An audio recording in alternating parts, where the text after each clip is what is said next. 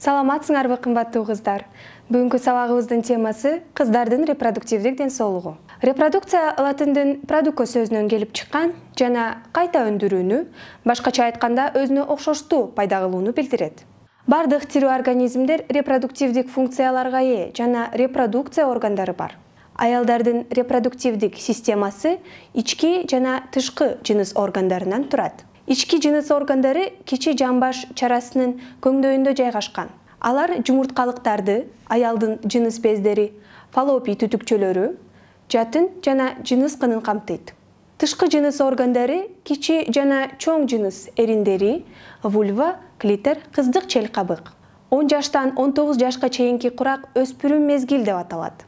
Бул мезгилде кыздардын организминде жумурткалыктарда пайда болуучу жыныс гормондору эстроген, прогестерондун иштелип чыгышынын күчөшүнө байланышкан чоң өзгөрүүлөр жүрөт. Биринчи кезекте булчуңдар жана скелетте кескин өсүү жүрөт. Кыз бир эле учурда сандары толуу менен өсө баштайт.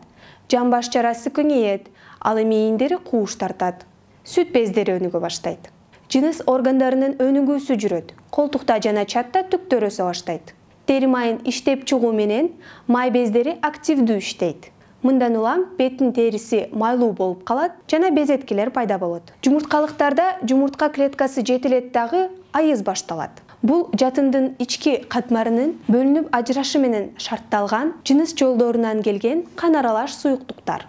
Тынчсыздануунун кереги жок. Бул табигый көрүнүш жана ар бир кызда ушундай болот. Өспүрүмдөр ушул мезгилде организмде кандай өзгөрүүлөр болуп өтө тургандыгы тууралуу түшүнүүсү абдан маанилүү. Бул мезгилде туура тамактануу, жеке жана интимдик гигиена эрежелерин сактоо керек.